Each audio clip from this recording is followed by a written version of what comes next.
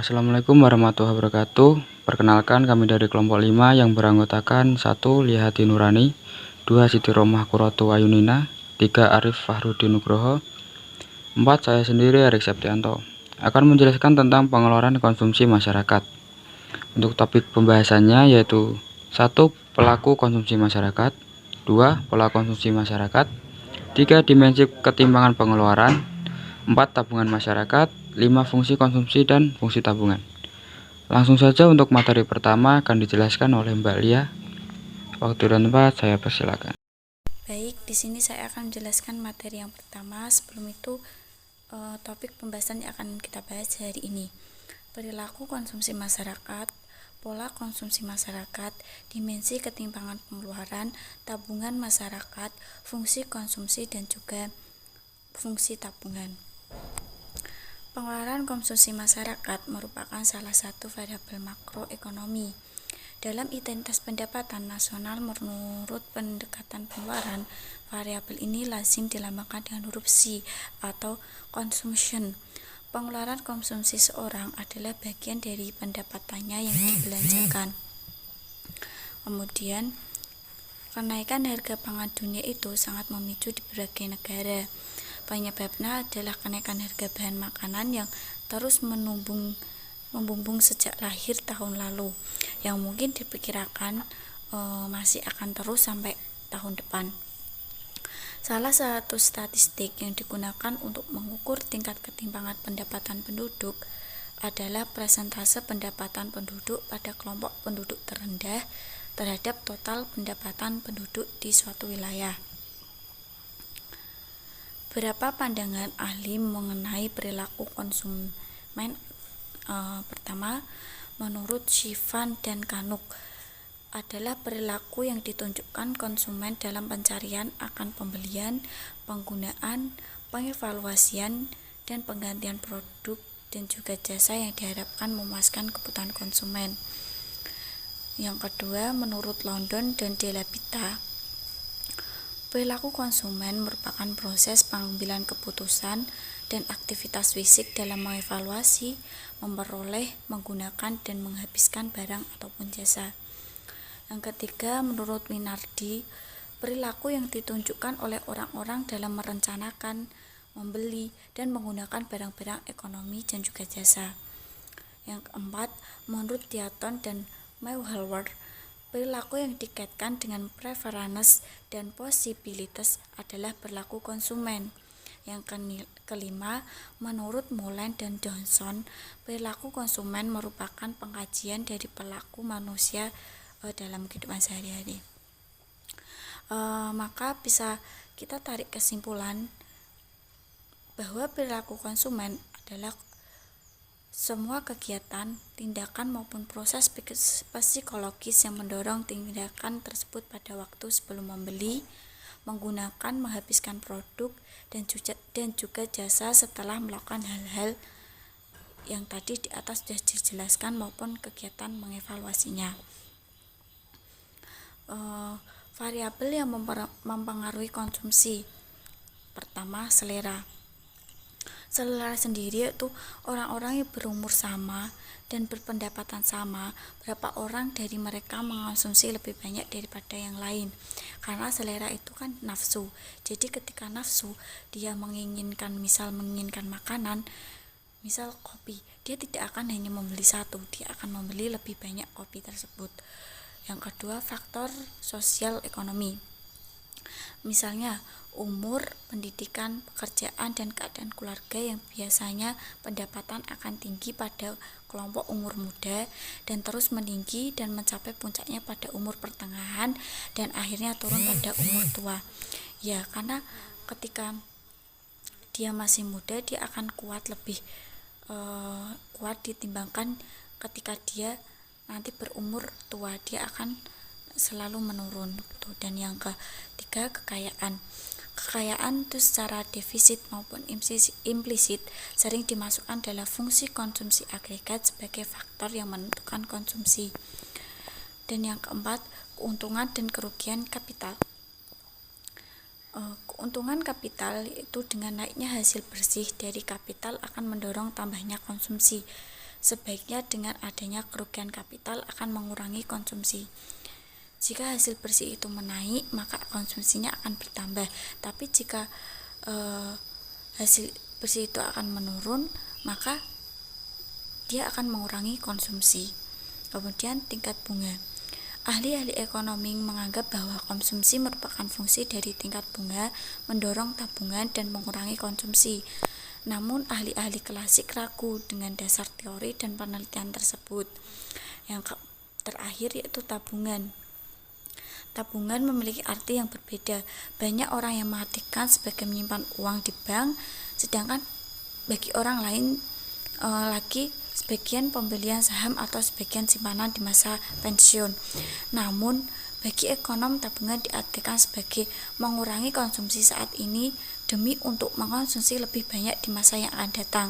Jadi tabungan merupakan bagian penghasilan yang tidak dikonsumsikan dan ini sangat berguna bagi pertumbuhan ekonomi. Mungkin materi yang selanjutnya akan dijelaskan oleh Mbak Nina.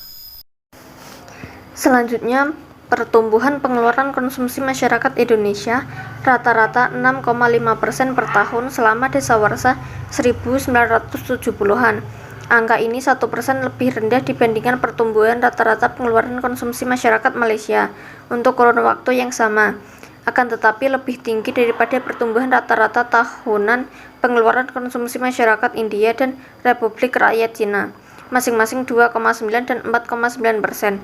Bahkan dibandingkan juga dengan pertumbuhan konsumsi masyarakat Amerika Serikat 3,1% dan Jepang 4,7% dalam periode 1980 sampai 1993. Pengeluaran konsumsi masyarakat Indonesia tumbuh yang rata-rata 4,4% per tahun, lebih rendah dibandingkan India 4,7% dan Cina 7,9%, serta Malaysia 5,5%, namun lebih tinggi dari Amerika Serikat dan Jepang. Angka perbandingan ini beralasan untuk menjelaskan bahwa sebagai negara berkembang, Indonesia memiliki bekal kemandirian cukup mantap dalam menumbuhkan perekonomian. Hasil pembangunan selama ini teralokasikan ke penggunaan yang produktif. Kemantapan bekal kemandirian dalam pembangunan tersebut dapat diinformasikan melalui tinjauan pengeluaran konsumsi masyarakat berdasarkan proporsinya dalam pembentukan permintaan agregat. Proporsi pengeluaran konsumsi masyarakat dalam membentuk suatu permintaan agregat menyiratkan dua hal, yaitu 1. Peran tabungan masyarakat terhadap pendapatan nasional itu semakin besar. 2. Peran dari sektor-sektor penggunaan lain dalam membentuk permintaan agregat itu semakin besar, khususnya sektor pembentukan modal atau investasi dan sektor ekspor-impor. Dalam perekonomian itu, terdapat pendekatan mempelajari perilaku konsumen, antara lain 1. Pendekatan tradisional. Setiap barang itu mempunyai daya guna atau utilitas. Sebagai barang tersebut mempunyai kemampuan untuk memberikan kepuasan terhadap konsumen yang menggunakan barang tersebut. Jadi misal orang meminta suatu jenis barang, maka yang pada dasarnya yang diminta adalah daya guna barang tersebut. Yang kedua, pendekatan modern. Pendekatan ini menggunakan analisa regresi yang secara praktis digunakan untuk memperkirakan permintaan. Selanjutnya, pola konsumsi masyarakat. Saat ini kegiatan konsumtif yang dilakukan oleh masyarakat, terutama perkotaan, tidak hanya didorong oleh adanya kebutuhan akan fungsi barang tersebut, akan tetapi juga didasari oleh keinginan yang sifatnya untuk menjaga gengsi. Hal itu karena semakin banyaknya penawaran dari produk terbaru yang promosinya dilakukan melalui media cetak maupun elektronik, bahkan berjualan langsung di tempat yang membuat seseorang mudah terpengaruh untuk mencoba maupun membeli barang tersebut, meskipun barang tersebut tidak diperlukan. Kenaikan harga pangan dunia memicu berbagai keresahan di negara seperti Haiti, Kamerun, Senegal, dan Bangladesh. Penyebabnya adalah kenaikan harga bahan makanan yang terus membumbung sejak akhir tahun lalu dan diperkirakan masih akan terus naik hingga tahun depan. Menurut Presiden Bank Dunia Robert Zulik, lonjakan harga ini membuat 100 juta orang di seluruh dunia akan jatuh miskin. Direktur World Food Program, Joseph Zeran, menggambarkan kondisi pangan dunia sebagai silent tsunami atau tsunami yang datang diam-diam. Sumber dari kenaikan harga bahan makanan adanya tidak keseimbangan antara produksi dan konsumsi. Produksi pertanian yang semakin terbatas karena kurangnya kebijakan negara yang berpihak. Di sisi lain, konsumsi bahan makanan yang semakin meningkat. Di Indonesia sendiri pada bulan Januari 2008, harga kedelai mengalami kenaikan yang begitu fantastik, yaitu dari harga normal 4.500 per kilo melonjak menjadi 7.500 per kilo sampai 8.000 per kilo. Padahal kedelai sebagai salah satu komoditas pangan yang sangat strategis. Kenaikan ini disebabkan penurunan produksi, gangguan pemasokan, distribusi, dan lonjakan harga di pasar dunia. Kenaikan harga kedelai merupakan salah satu sebab melonjaknya tempe dan tahu. Maka kenaikan harga ini dapat mengaruhi pola konsumsi masyarakat akan tempe dan tahu. Selanjutnya, ketimpangan pengeluaran. Melalui perbandingan perilaku dan pola konsumsi masyarakat, telah disingkap adanya kesenjangan antara masyarakat pedesaan dan masyarakat perkotaan. Pengeluaran konsumsi masyarakat dapat juga difungsikan untuk mendeteksi adanya ketimpangan antara lapisan masyarakat, sebab kesenjangan kemakmuran dapat diukur baik dengan pendapatan atau pendekatan pengeluaran, dengan mengelompokkan distribusi pengeluaran masyarakat ke dalam per 10 atau desil. Dapat diketahui ketimpangan penduduk. Selanjutnya bisa pula dihitung indeks atau rasio Gini masyarakat yang bersangkutan secara keseluruhan sebagai satu totalitas.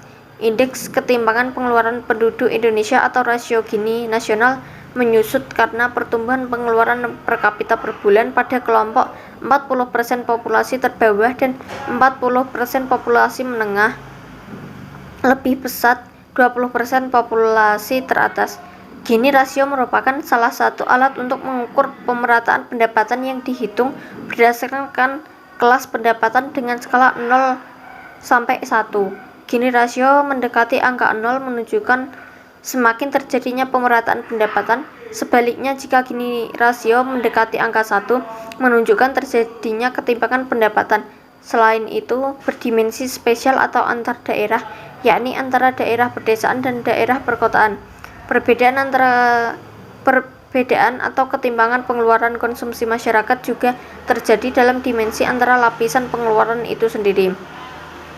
Karakteristik menurut jenis pengeluaran, maka semakin tinggi pendapatan penduduk, maka presentasi pengeluaran makanan akan semakin lebih rendah dibanding presentasi pengeluaran bukan makanan. Hal tersebut seiring dengan meningkatnya tingkat pendapatan, maka semakin tinggi kemungkinan pergeseran dari pengeluaran makanan ke pengeluaran non-makanan. Penduduk yang tingkat pendapatannya rendah cenderung mengalokasikan sebagian besar pendapatannya untuk membeli makanan. Seiring dengan peningkatan pendapatan, maka perlahan akan terjadi pergeseran pola pengeluaran, yaitu penurunan porsi pendapatan yang dialokasikan untuk membeli makanan dan peningkatan porsi pendapatan untuk membelanjakan kebutuhan bukan makanan. Baik, di sini saya akan menjelaskan tentang tabungan masyarakat.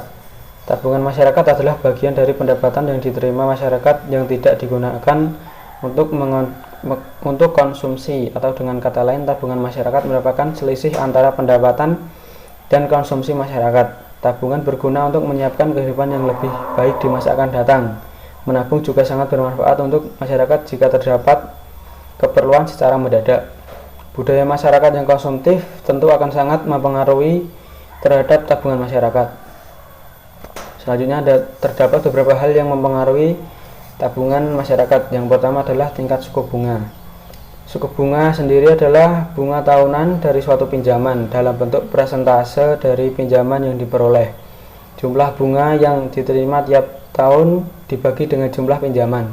Semakin tingkat bunga semakin besar pula biaya pemegang uang kas, sehingga keinginan memegang uang kas juga semakin rendah, sehingga permintaan akan uang akan menentukan tingkat bunga. Terdapat dua faktor penentuan suku bunga, yaitu faktor internal dan faktor eksternal. Faktor internal yaitu pendapatan nasional, jumlah uang yang beredar, dan ekspektasi inflasi. Sedangkan faktor eksternal adalah penjumlahan suku bunga luar negeri dan tingkat ekspektasi perubahan nilai tukar valuta asing. Selanjutnya pendapatan domestik bruto atau PDRB. Pendapatan domestik regional bruto adalah penjumlahan nilai tambah barang dan jasa yang dihasilkan dari seluruh kegiatan perekonomian di seluruh daerah dalam tahun tertentu atau periode tertentu dalam satu tahun. PDRB di atas dasar harga pasar adalah jumlah nilai tambah bruto yang menimbulkan dari seluruh sektor perekonomian di wilayah itu.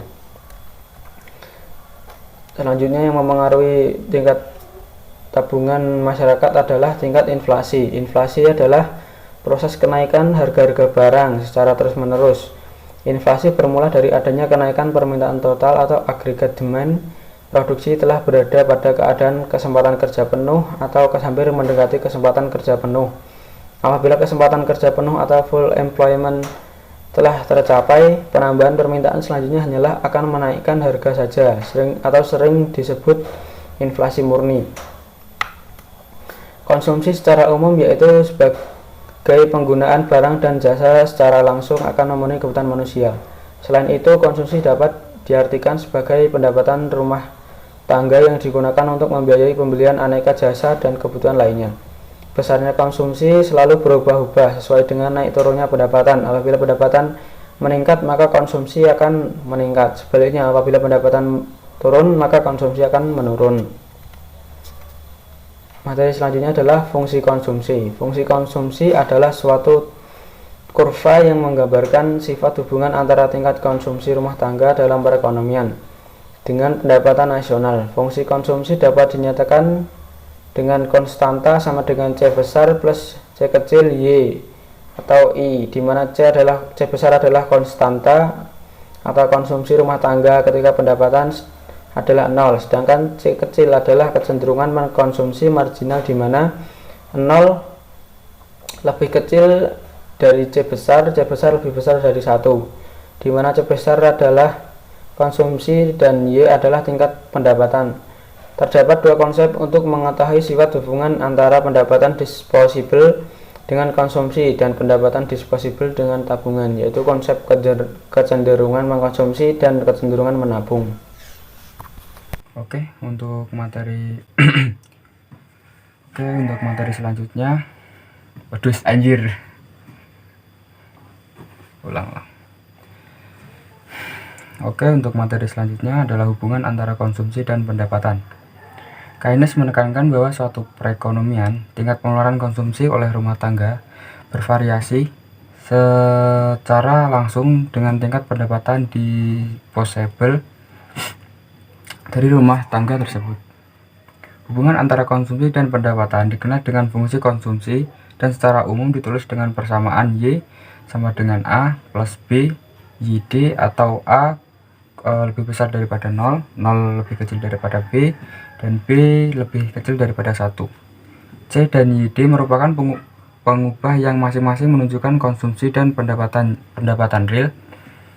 Parameter A menunjukkan besarnya pengeluaran konsumsi otonom, yaitu pengeluaran yang bergantung pada tingkat pendapatan, tetapi dipengaruhi oleh faktor-faktor luar pendapatan seperti ekspektasi ekonomi dan konsumen, ketersediaan dan syarat-syarat kredit dan standar hidup. Diharapkan menyiratkan bahwa tingkat pendapatan yang rendah, maka konsumsi akan melebihi pendapatan, sedangkan tingkat pendapatan yang tinggi, maka konsumsi lebih kecil daripada pendapatan. Untuk selanjutnya, faktor-faktor yang mempengaruhi tingkat konsumsi itu ada 4. Yang ke-1 adalah pendapatan rumah tangga. Sangat berpengaruh terhadap tingkat konsumsi ketika tingkat pendapatan meningkat maupun rumah tangga untuk membeli aneka untuk dikonsumsi menjadi lebih besar. Yang kedua, kekayaan rumah tangga.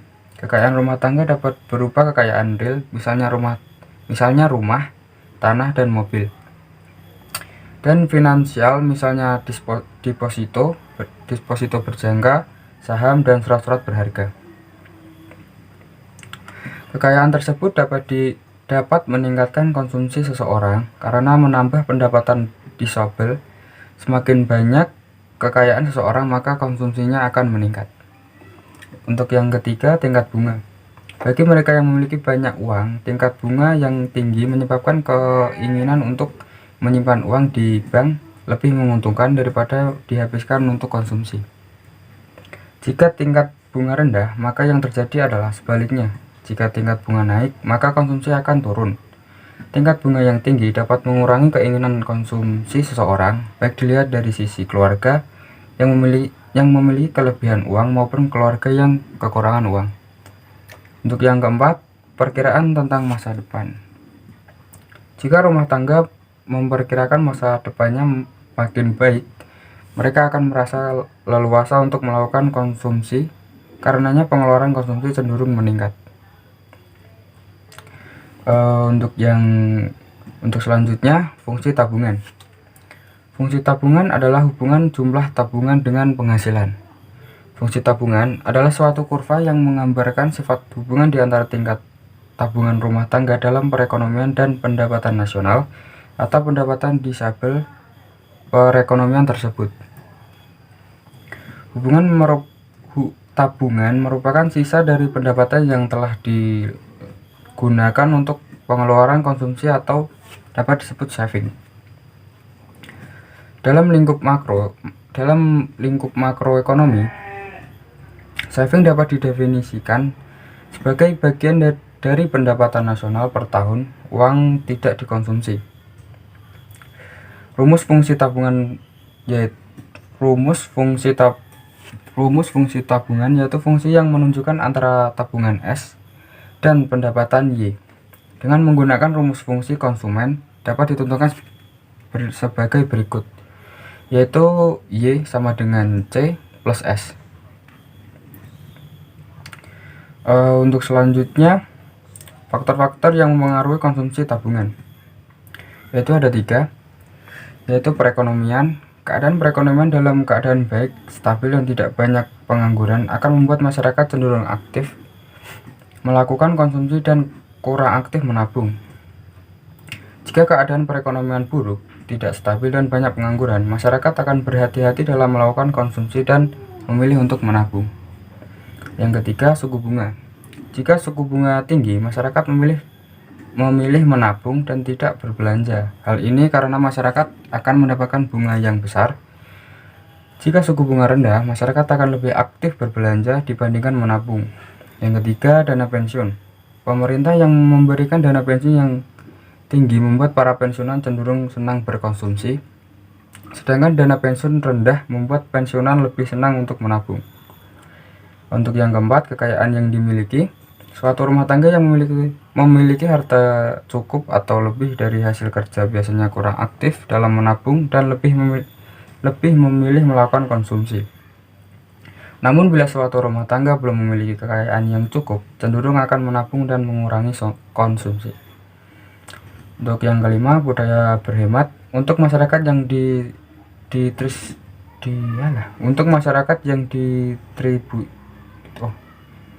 Yang kelima, budaya berhemat. Untuk masyarakat yang distribusi pendapatannya tidak merata, jumlah tabungan umumnya akan lebih banyak. Hal ini disebabkan karena distribusi pendapatan yang tidak merata mengakibatkan masyarakat memperoleh pendapatan yang tinggi, sedangkan yang memperoleh pendapatan yang rendah cenderung hanya memanfaatkan untuk berkonsumsi. Untuk masyarakat yang berpendapatan tinggi cenderung suka menabung sehingga jumlah tabungannya banyak. Mungkin itu saja penjelasan dari kelompok kami. Kurang lebihnya saya mohon maaf. Billahi taufiq wal hidayah. Wassalamualaikum warahmatullahi wabarakatuh.